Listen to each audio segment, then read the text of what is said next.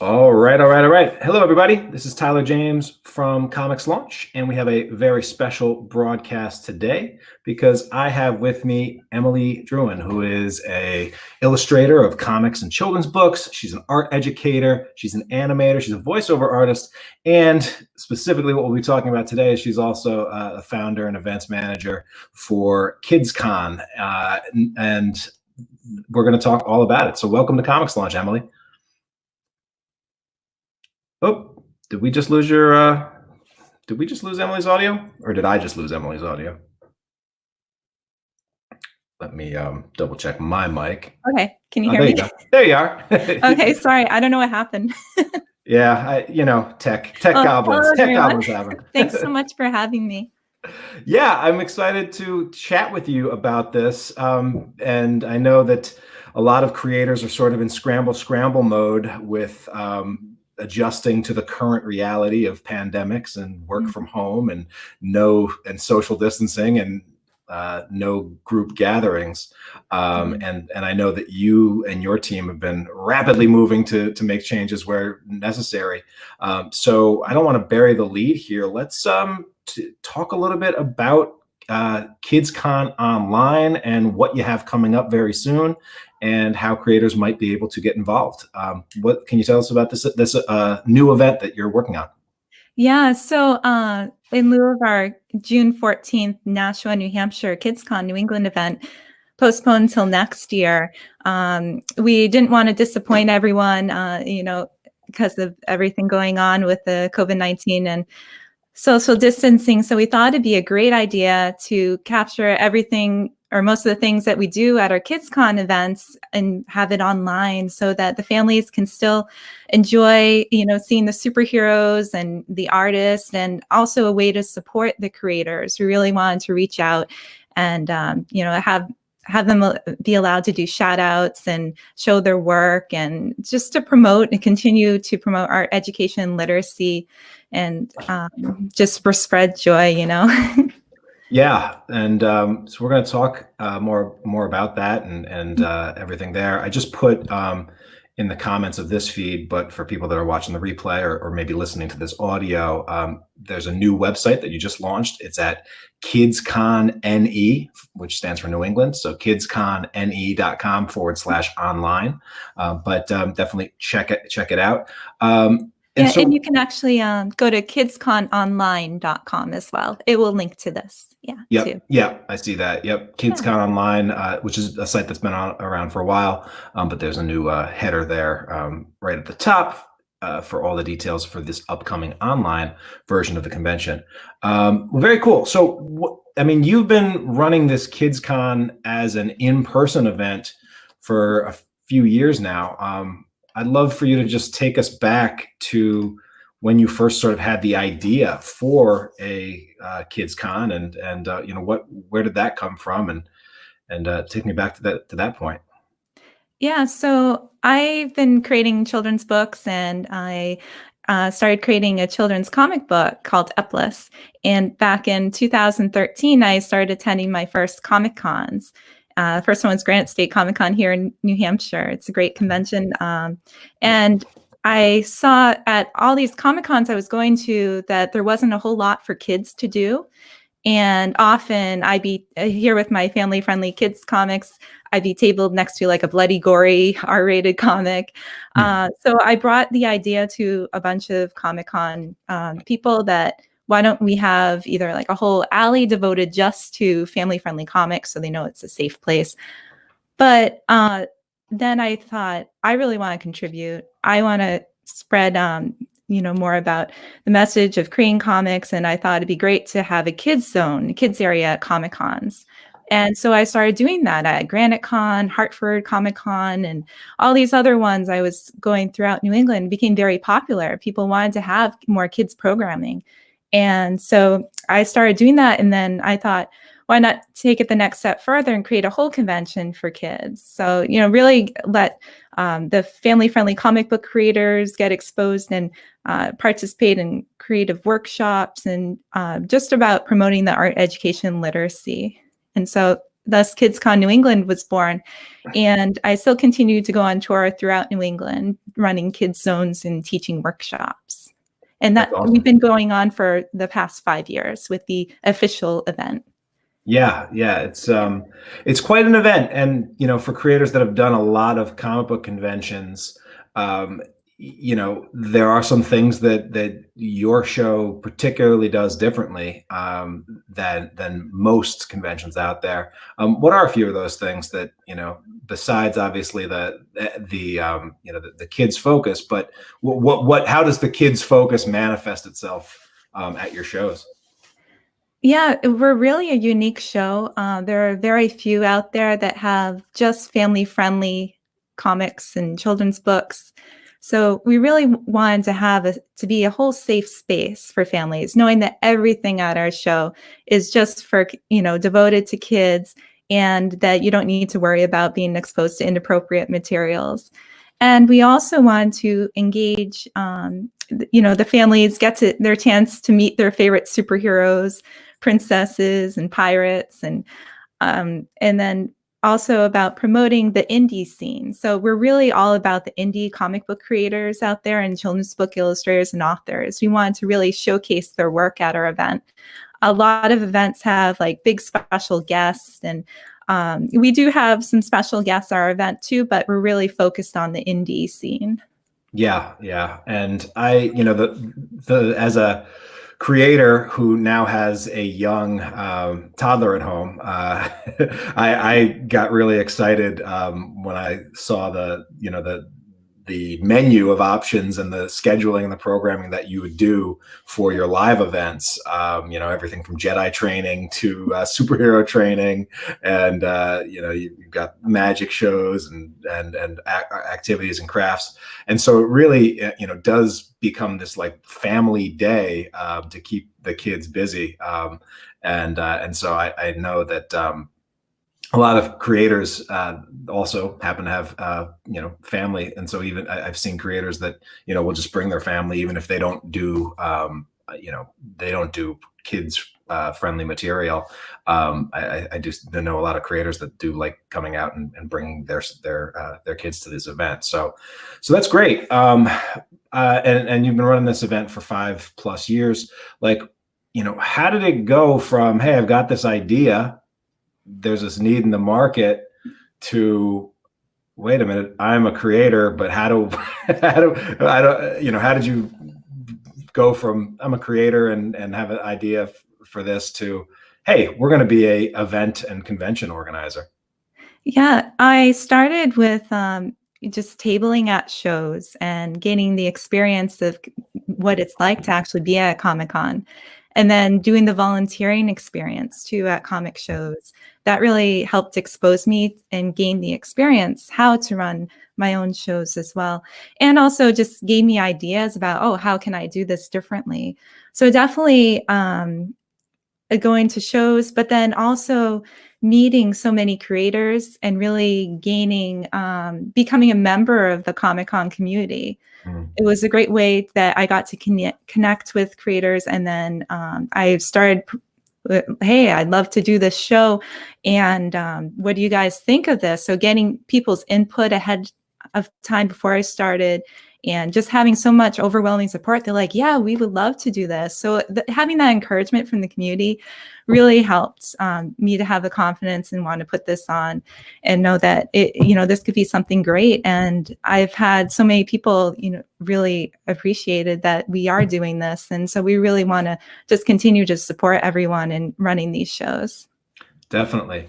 What were some of the, if you take yourself back to, the early days of getting this off the ground?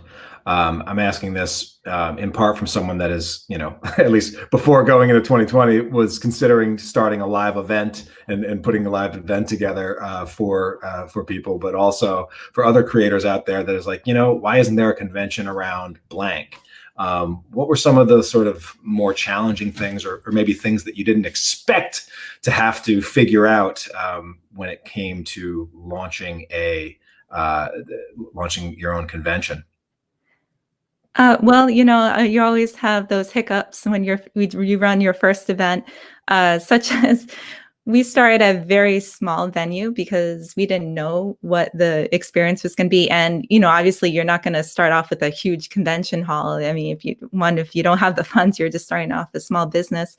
But we were overwhelmed by how many people came. And so we were, having to move up to the next event, so, next larger venue, and we continue to grow. So, I mean, there's those things, and then, trying to realize, to predict how many people will come, what your crowd, what the feedback would be. And so you definitely hear that feedback and you work on improving the next events as you go forward. And definitely now is the best time too, with all the social media for promoting your events. And I mean, this wouldn't have been able to do it like as successfully 10 years ago. So it's really, or even, 15 years ago or so now, with the height of social media and having had everything promoted online and people sharing it, it's really helping for your event to become successful.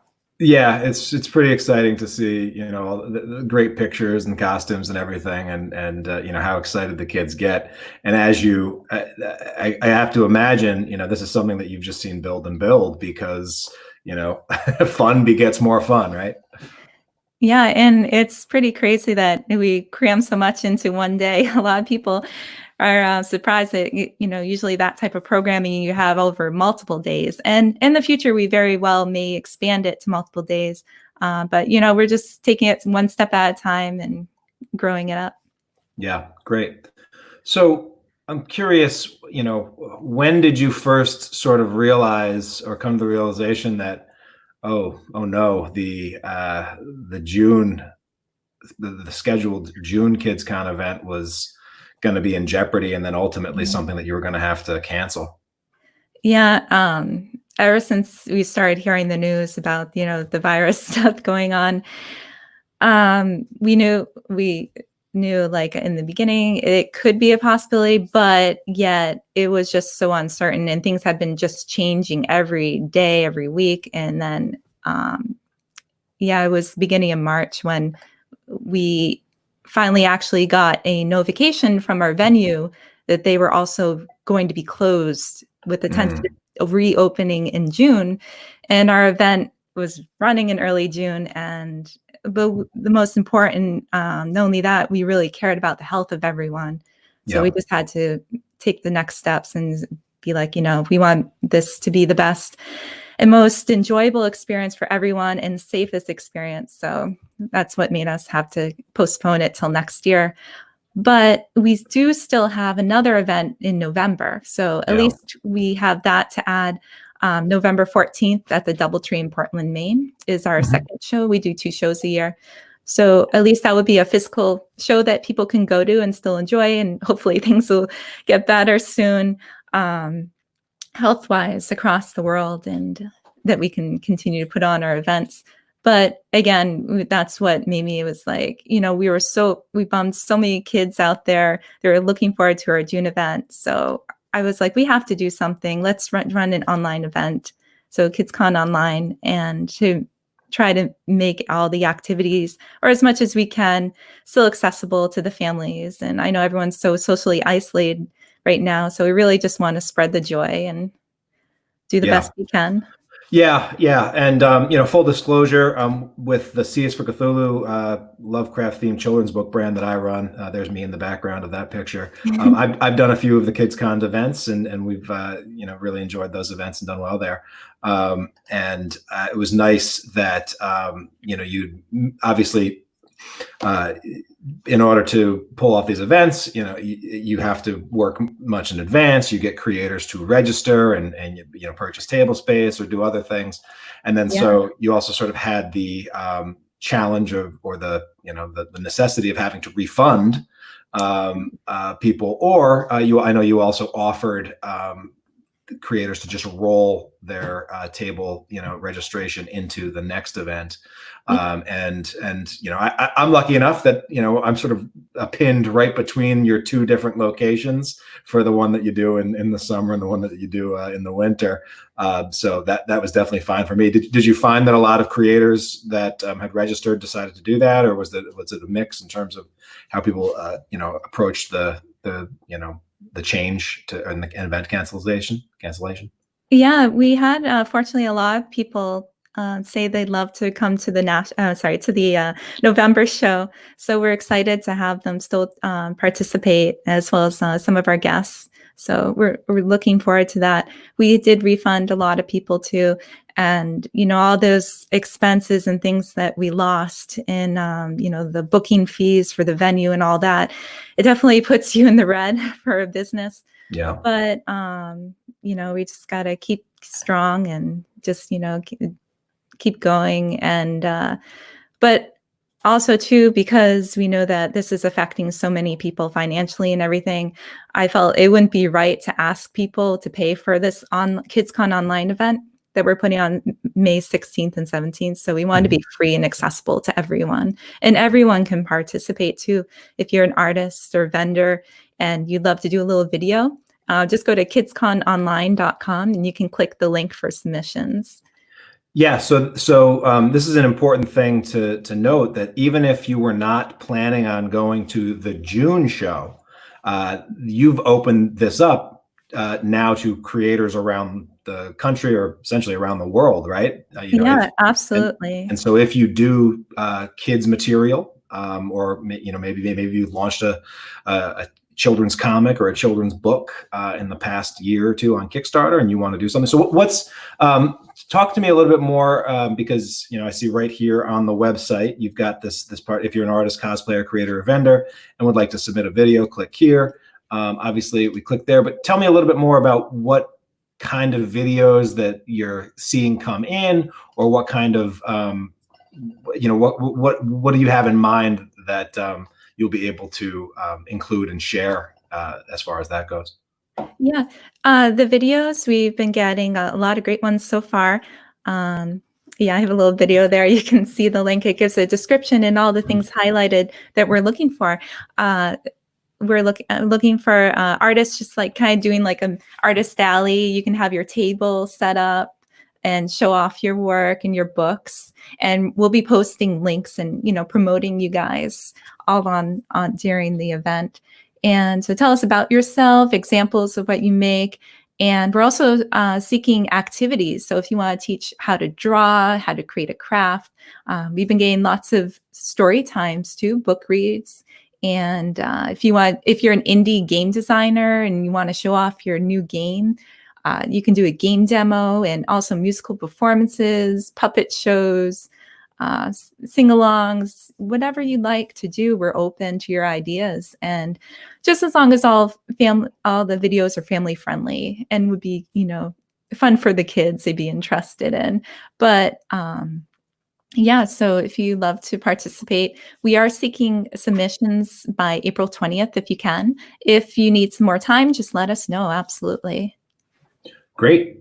Yeah, this is a fun idea, and I'm really enjoying seeing how a lot of creators are taking the current reality and pivoting where they must, but staying focused on staying the course on whatever it is that they actually can stay the course on. So I love that you guys are able to do that.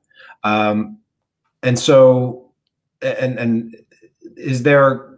How are you imagining, if people do have things to share or to sell? Like, are you hoping that creators are still able to sell some product and things during this event, or how is that going to work? Is it going to happen through their own stores and they'll just tell people how to go to it? Is that the plan?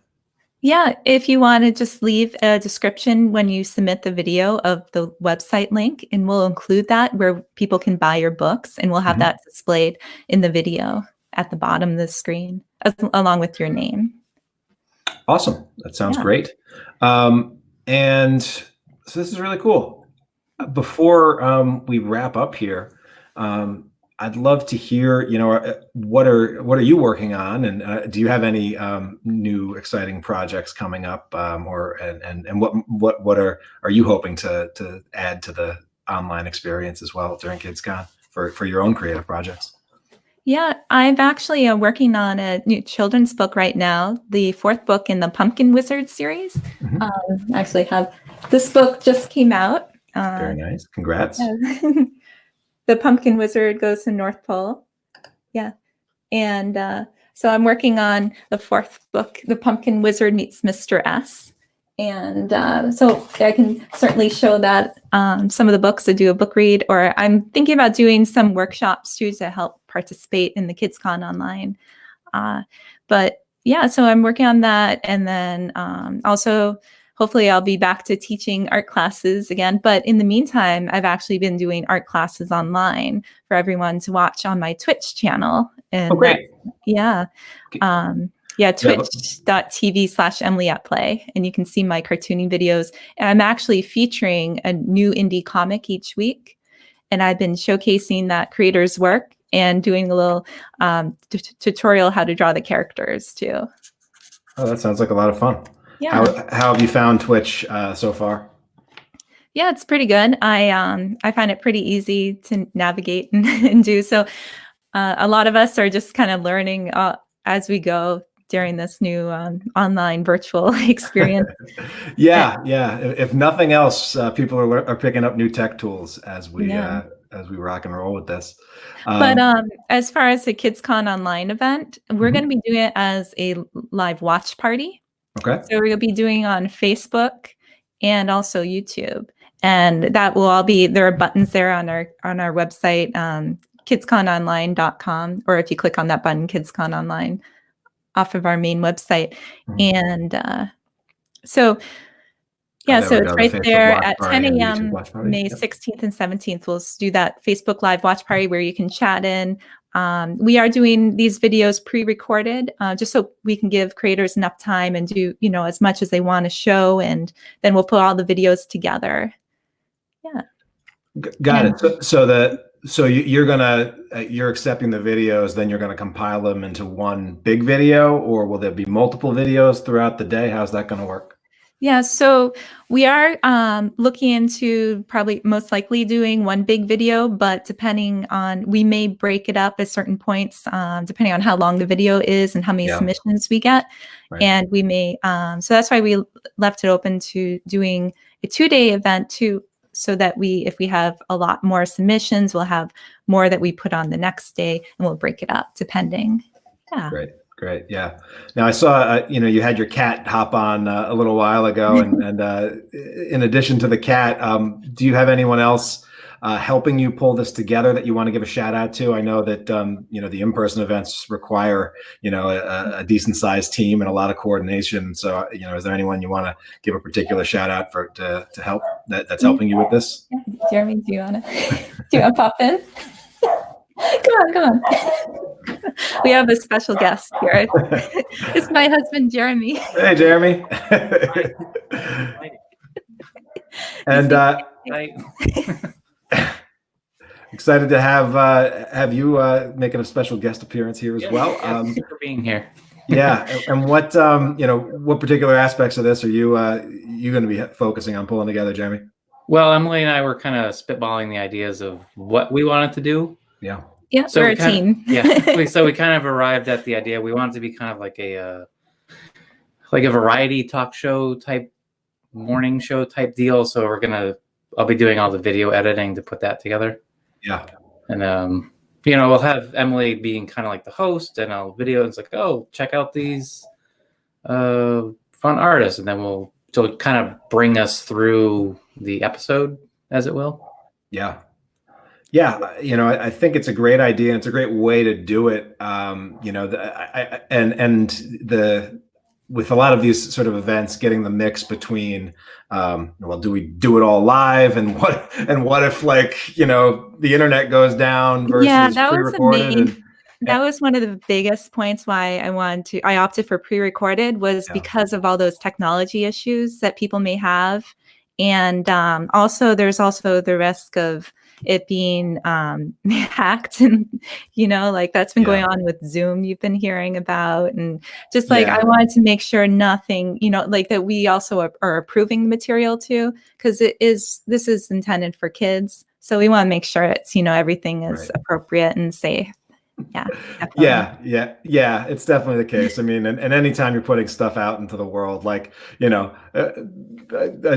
saw one person even just this video like gave us a an upside down smiley face or an angry face. I'm like, what impossible reason is going on in your world that like you would be angry about us telling some people about this event? But you never know with the internet. So I do love that Facebook and YouTube both support these sort of watch party concepts, which it lets you drive people to it, so that even if the material has been pre-recorded and assembled, it's much like, you know, people getting together to watch their favorite TV show.